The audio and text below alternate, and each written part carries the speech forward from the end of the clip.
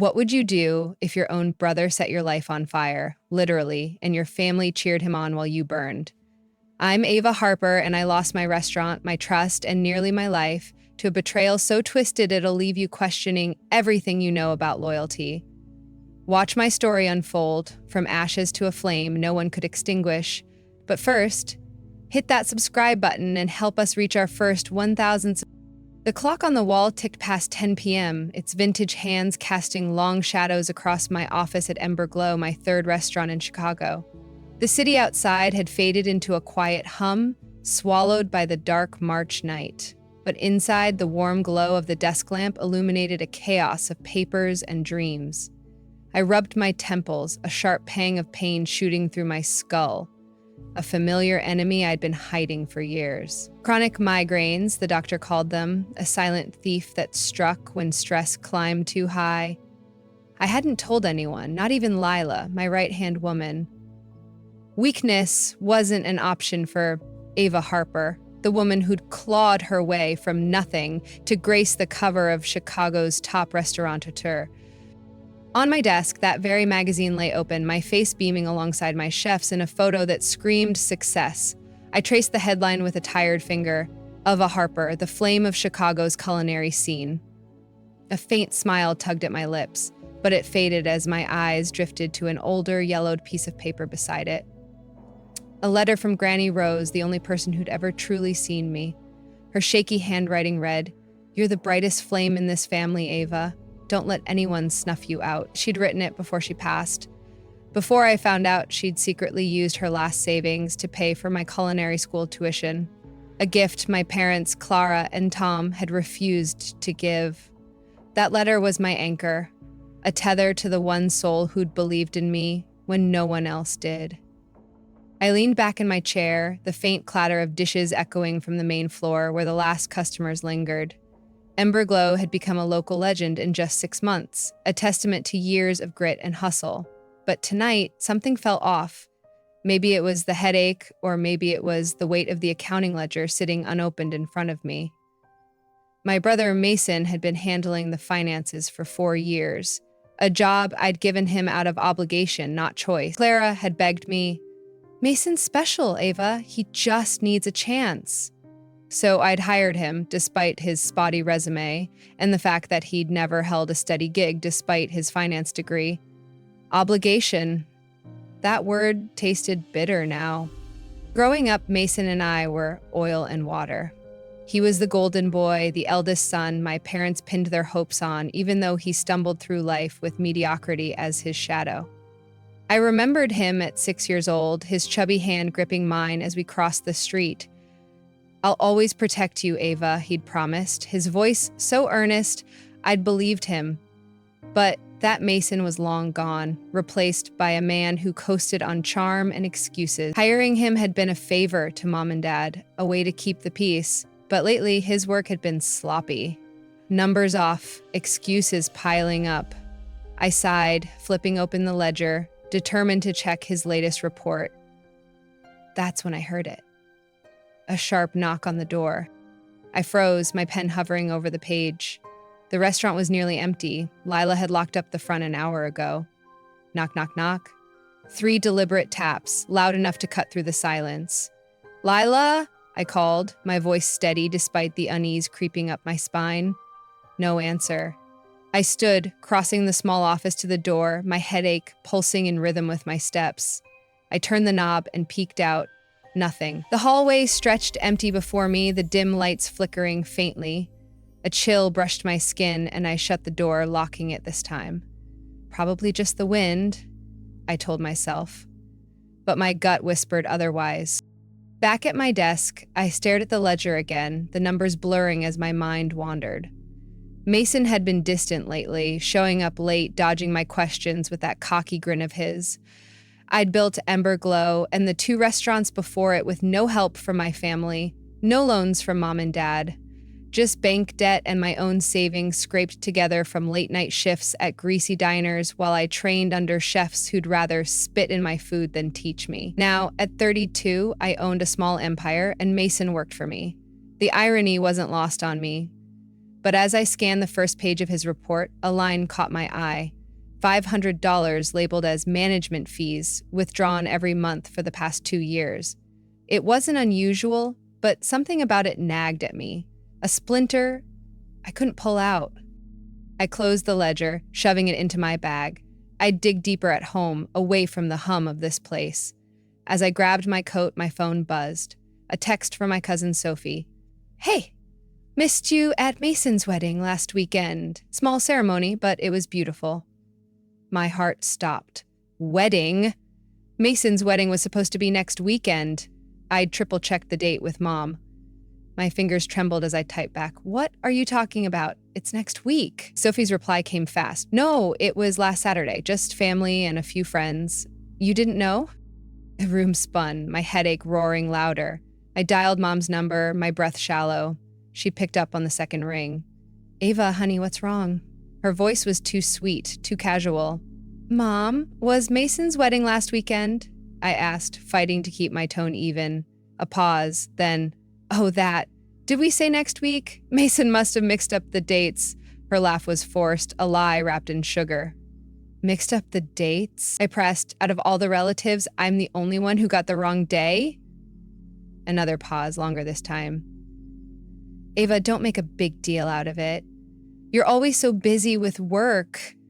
We didn't want to bother you." "Bother me?" My chest tightened, anger simmering beneath the hurt. "It was my brother's wedding, Mom," I said, my voice rising. "We thought you wouldn't care," Dad's voice cut in. He'd been listening on speaker. "You're always wrapped up in those restaurants. Mason said you'd probably skip it anyway." Mason said? Of course. I hung up without another word, the phone shaking in my hand. Photos pinged through seconds later. Mom's attempt at smoothing things over. Mason in a tux, his new wife Emily beaming, Mom and Dad toasting with wine. A perfect family portrait. Except I wasn't in it. I sank into my chair, staring at the images. They hadn't just forgotten me. They'd erased me. And Mason, the brother who'd once promised to protect me, had orchestrated it. Why? Was it jealousy? Shame? Or something worse? That knock on the door echoed in my mind, a warning I couldn't shake. I grabbed Granny Rose's letter, clutching it like a lifeline. "They've hidden something from me," I whispered to the empty room, "something big enough to break everything I've built."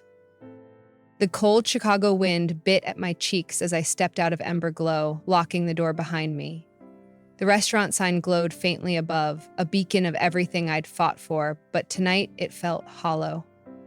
My head throbbed, the migraine clawing deeper after that call with Mom and Dad. Mason's wedding. The lie they'd fed me stung worse than the chill in the air. I clutched Granny Rose's letter in my coat pocket, its edges worn from years of being my silent comfort. As I walked to my car, Sophie's words looped in my mind. Just family and a few friends. Family. A word that had never quite fit me in the Harper household. Growing up, the divide between Mason and me was as clear as the Chicago River cutting through the city. He was the eldest, the son my parents draped in golden expectations even when he tripped over them. I was the afterthought, the daughter who had to scream to be heard. I remembered being 8, hobbling on crutches after Mason pushed me off my bike during a race he dared me to join. My foot had caught in the chain, snapping my ankle like a twig. I'd cried for hours, but when Mom rushed out, her eyes were on Mason first. "Are you okay, sweetie?" she'd asked him, brushing dirt off his shirt while I sat bleeding on the pavement. Dad had glared at me. "You should have been more careful, Ava. You know Mason's sensitive." Sensitive. That was their excuse for everything he did wrong. The memory twisted my gut as I slid into my car, the heater humming to life. Granny Rose had been the only one to see it differently. She'd sat with me that day, bandaging my leg with hands weathered by time, whispering, "You're tougher than they think, my little flame." She'd seen the fire in me when no one else bothered to look.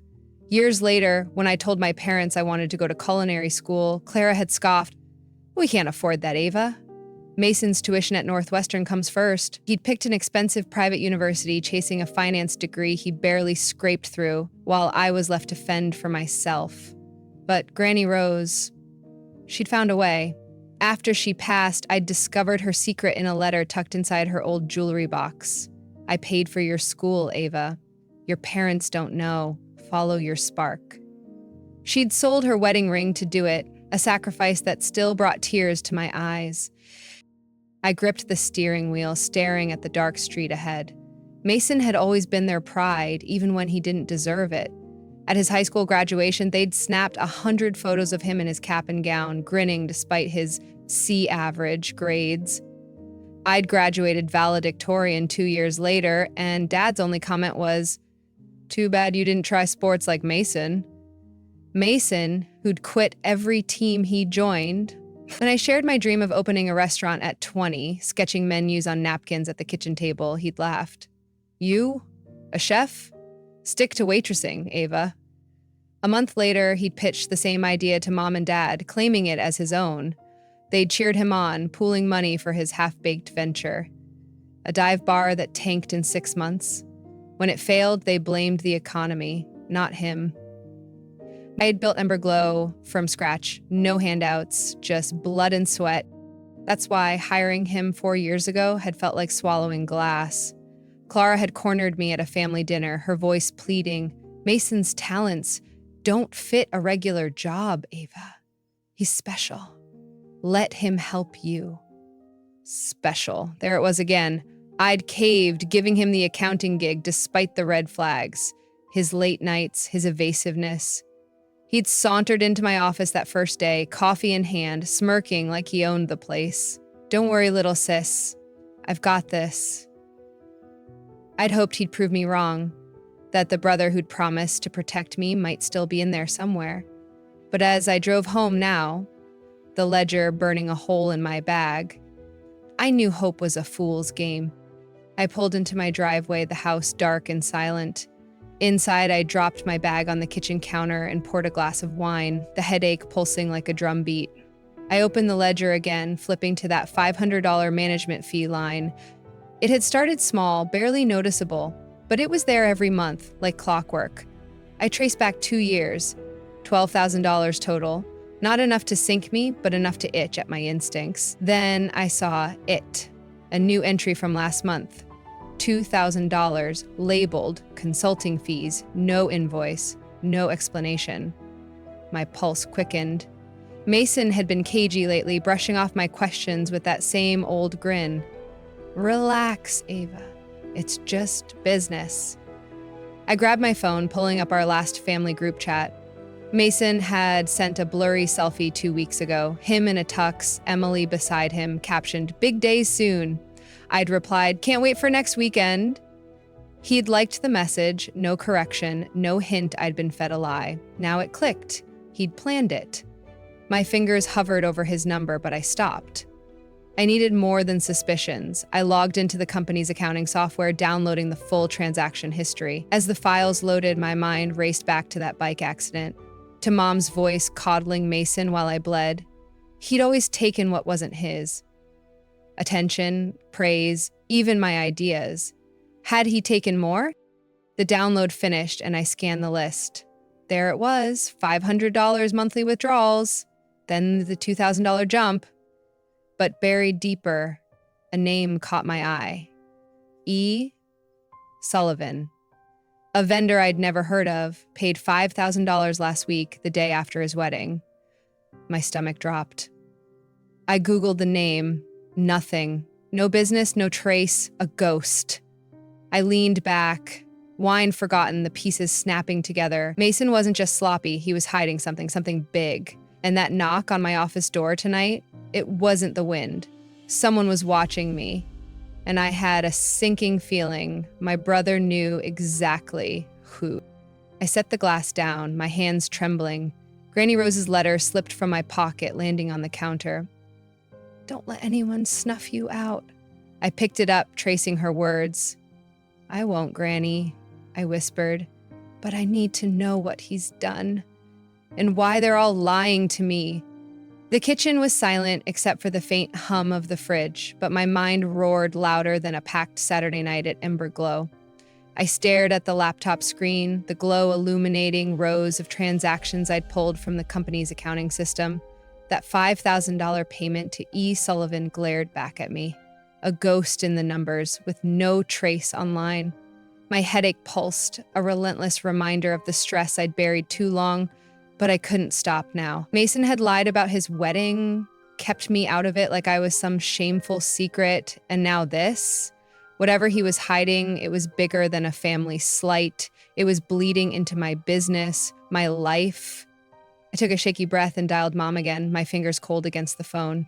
She answered too fast, like she'd been waiting.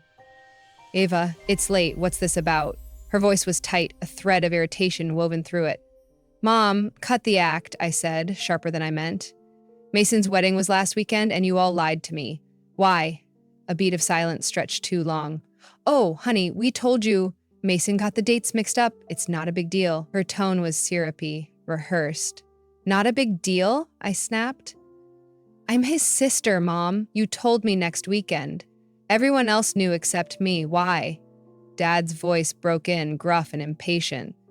"Ava, stop being dramatic. Mason said you wouldn't care anyway. You're always too busy with that restaurant." I froze, the words slicing deeper than I'd expected. "Mason said," I repeated, my voice trembling. "What else did he say?"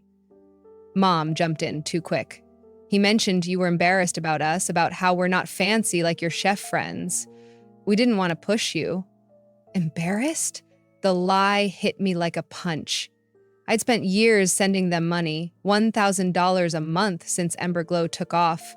Proof I'd never forgotten where I came from. And Mason had twisted that into shame. "That's bullshit, Mom," I said, my restraint cracking. "He's lying, and you're covering for him. Tell me the truth." Dad barked, "Watch your tone, Ava. We didn't exclude you on purpose. Drop it." I hung up, my chest heaving. They weren't just hiding a wedding, they were hiding him. The next morning, I barely slept, the migraine a dull roar as I drove to Emberglow. I had meant to review the books in peace, but fate had other plans. My phone rang mid-commute. Dr. Ellis, my neurologist. "Ava, you didn't pick up yesterday," she said, her voice clipped with concern. "What's going on?" I hesitated, the steering wheel slick under my palms. "I'm fine," I lied, "just busy." She sighed. "You weren't fine when you passed out in your kitchen 2 days ago. I got the report from the ER. Your blood pressure spiked, stress-induced. If you don't slow down, you're risking a stroke. You need rest, Ava, not more work."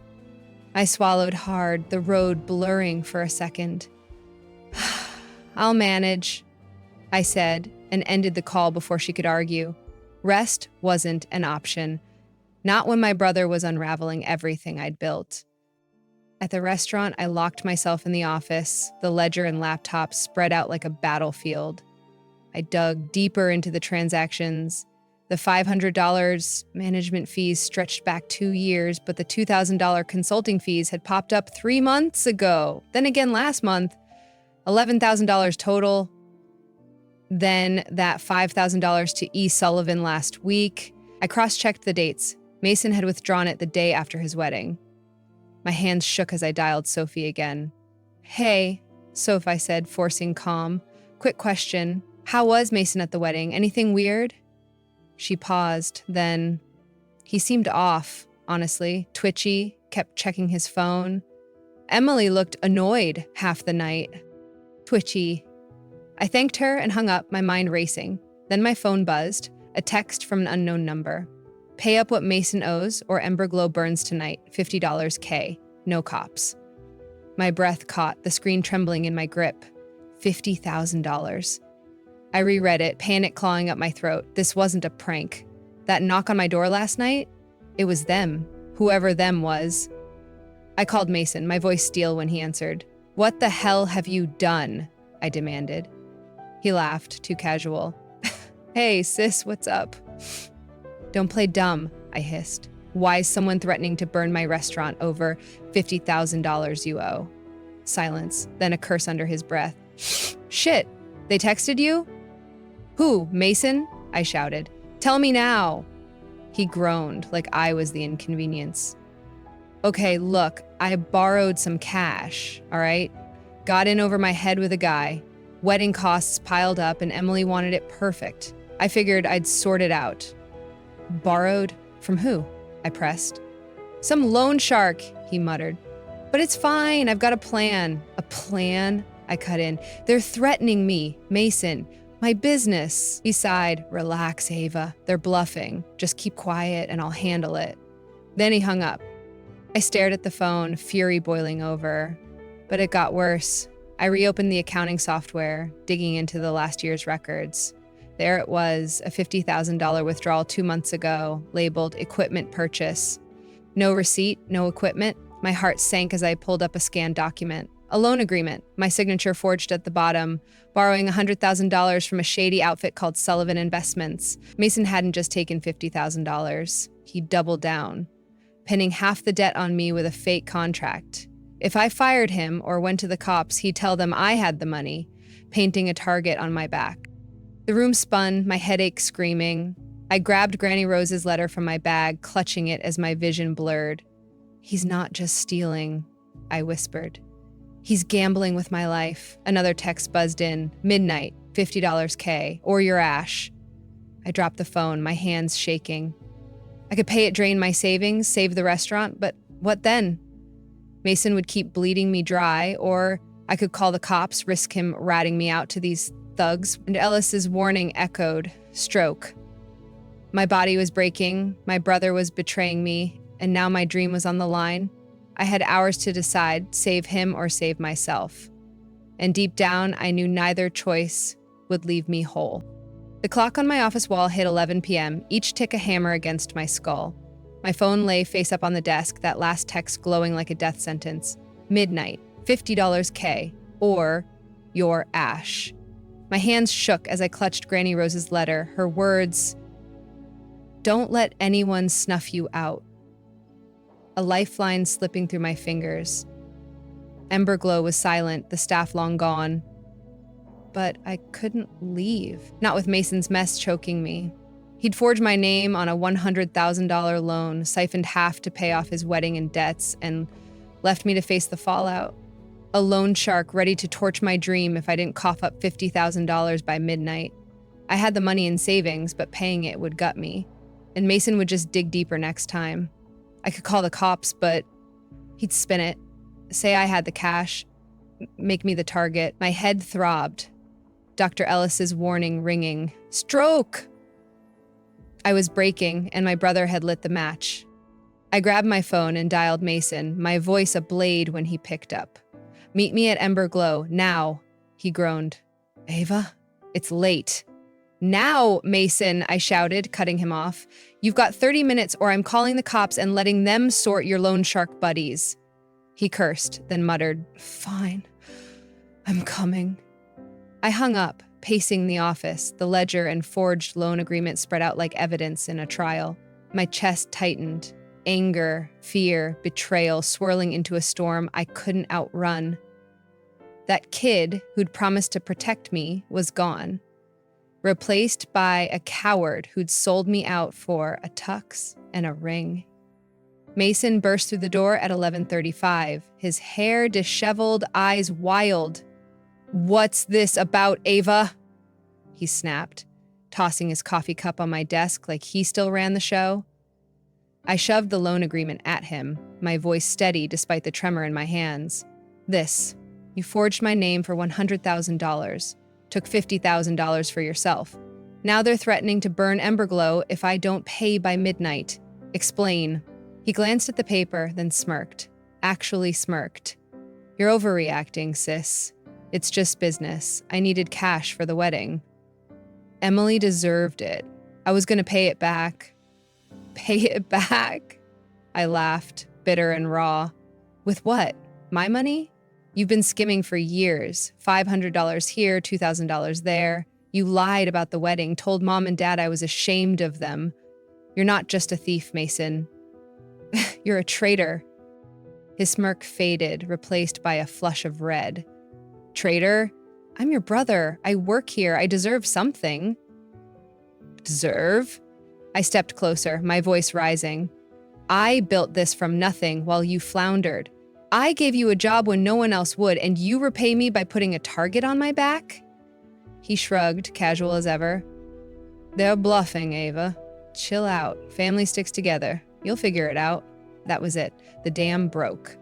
Family? I screamed, tears stinging my eyes. You were supposed to protect me, remember that? 6 years old, holding my hand across the street. Now you're feeding me to sharks? He flinched, but his jaw tightened. Grow up, Ava. That's life. Bear it. It's what family does. I stared at him, the brother I'd once idolized, and something snapped. You're fired, I said, my voice low, final. I slid a legal notice across the desk, drawn up that afternoon by my lawyer. Return every cent you stole or I sue. Get out. His face twisted, shock morphing into rage. You can't fire me! We're blood. Blood doesn't forge my name, I shot back. Blood doesn't let my life burn. Leave or I call security. He grabbed the notice, hands shaking, then sneered. Perfect, Ava. Always the saint. You'll regret this. He stormed out, slamming the door so hard the frame rattled. I collapsed into my chair, sobbing into my hands, the weight of 32 years crashing down. But the night wasn't done with me. At 11:55, a crash echoed from the kitchen, glass shattering, followed by a whoosh that turned my blood to ice. I bolted out, smoke already curling under the door. No, no, no, I yelled, shoving it open. Flames licked the back wall, a Molotov cocktail smoldering amid broken bottles. Ember glow was burning. I grabbed a fire extinguisher, spraying wildly, but the heat drove me back. Then I saw it. Granny Rose's jewelry box, my keepsake from her, sitting on a shelf near the blaze. Her letter was inside. Damn it, I lunged through the smoke, the heat searing my skin, and snatched the box.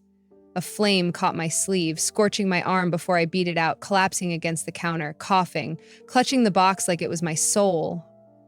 The fire alarm screamed, sprinklers kicking in as sirens wailed outside. I stumbled out, the box pressed to my chest, my arm throbbing with burns. Firefighters rushed in and Lila appeared, her face pale. Ava, oh my God, are you okay? She pulled me into a hug and I broke down, sobbing into her shoulder. It's gone, Lila. They burned it. She held me tighter. Not all of it. You're here, we're here. I opened the box, pulling out Granny Rose's letter. Half charred, but her words still legible. Your flame won't die. I cried harder, the pain raw. But Lila's voice cut through. You're not alone, Ava. We're your family now. The staff, me, we'll rebuild. Mason's car screeched up minutes later, his face ashen. Ava, I didn't know they'd... Save it. I cut him off, my voice hoarse. You did this. Emily left you, Mom and Dad ditched you. Sophie told me, you've got nothing left and I'm done saving you. He stepped closer, desperate. Please, I need the job back. They'll kill me. I shook my head, stepping away. I'm calling my lawyer. You'll face the courts, Mason. I hope it's worth it. He stared, then kicked the curb and sped off, tires squealing into the night. The firefighters doused the last flames, leaving a soaked, blackened shell. My arm burned, my head spun, but as Lila held my hand, I felt something shift. Relief, raw and jagged. I'd lost Ember Glow, my family, nearly my life, but in the ashes, clutching Granny's letter, I found a spark. I'm free, I whispered, tears mixing with soot. Free to fight back. The smell of smoke lingered in my hair as I stood outside the charred husk of Ember Glow, the morning sun casting a harsh light on the wreckage. My arm throbbed under the bandages, a second-degree burn from last night's fire etched into my skin like a battle scar. My head still ached, a dull echo of the migraine that had nearly broken me, but I was alive. Standing, breathing, free. The firefighters had left hours ago, their hoses silent, leaving behind a soaked skeleton of what I'd built. Lila had stayed with me through the night, her hand a steady anchor as we watched the last embers die. We'll fix this, Ava, she'd said, her voice fierce. You're not done. I wanted to believe her, but as I clutched Granny Rose's half-burned letter, the weight of loss pressed hard. My restaurant, my family, my trust, all ash.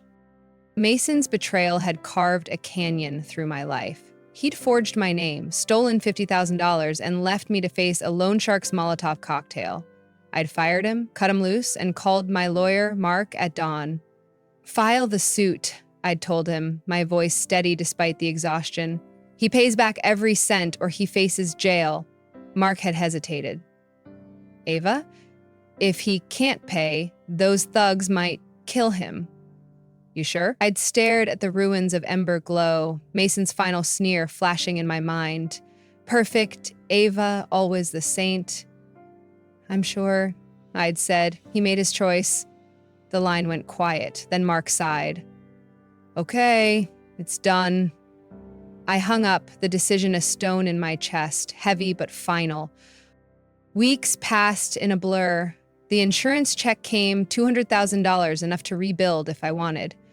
I could have walked away, sold the lot, and started over somewhere new, but Ember Glow was mine, a piece of me no one could steal. I met Lila at a coffee shop downtown, her eyes lighting up as I laid out my plan. "We're rebuilding," I said, sliding a sketch across the table. A bigger Ember Glow, with an open kitchen and a corner nook for live music. And I'm naming a dish after Granny Rose, Rose Flame, a spicy pasta she taught me to make. It's her legacy, too. Lila grinned, squeezing my hand. "Hell yes, let's do it. But you're resting first. Doctor's orders." I rolled my eyes but nodded. Dr. Ellis had forced me into 2 weeks off after the fire, prescribing meds and stern lectures about stress. The migraines had eased, but the scars, inside and out, would take longer to fade. Reconstruction started in April, the crew hammering away as spring thawed Chicago's chill. I hired a new team, not just cooks and servers, but people like me, cast-offs from families who'd turned their backs. There was Jaden, a line cook whose parents disowned him for being gay, Maria, a waitress who'd fled an abusive home, and Sam, a bartender who'd lost his sister to addiction and his folks to blame. "This isn't just a restaurant," I told them on day one, my voice cracking. "It's a home. We're each other's family now." They nodded, eyes shining, and I felt a spark reigniting, not just for me, but for us, all. Opening night came 3 months later, the new Ember Glow gleaming under fairy lights strung across the ceiling. The place buzzed, packed with regulars and new faces, the air thick with garlic and laughter. I moved through the kitchen, my arm healed but still tender, plating orders beside Jaden. "Rose's Flame is a hit," he called, grinning as he tossed pasta in a skillet. I smiled, a real one, the first in months. Then a little girl, maybe 6, with braids and a gap-toothed grin, tugged my apron. "Miss Ava?" she said, shy. "This is the best food ever. You're like my mom when she cooks."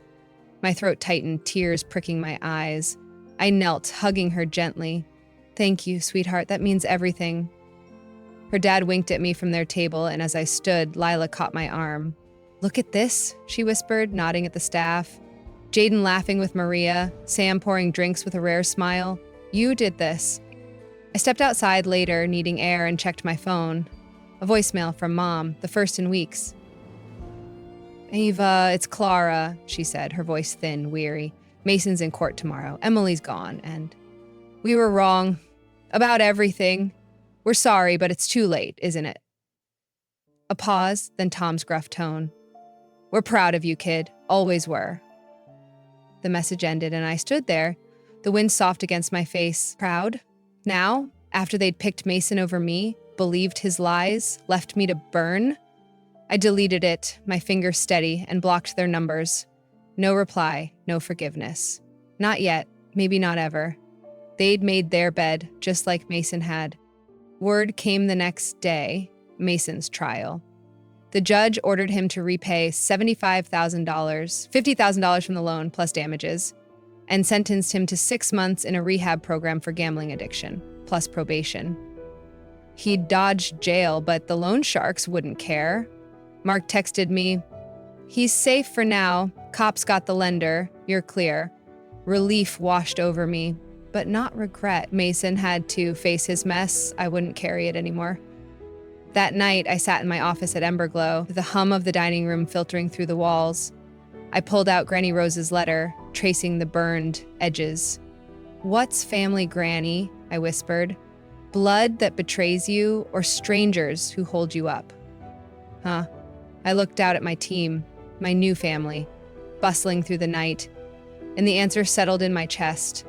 Blood had failed me, but love hadn't. I pinned the letter above my desk, a quiet vow, and stepped back into the kitchen, my apron tied tight.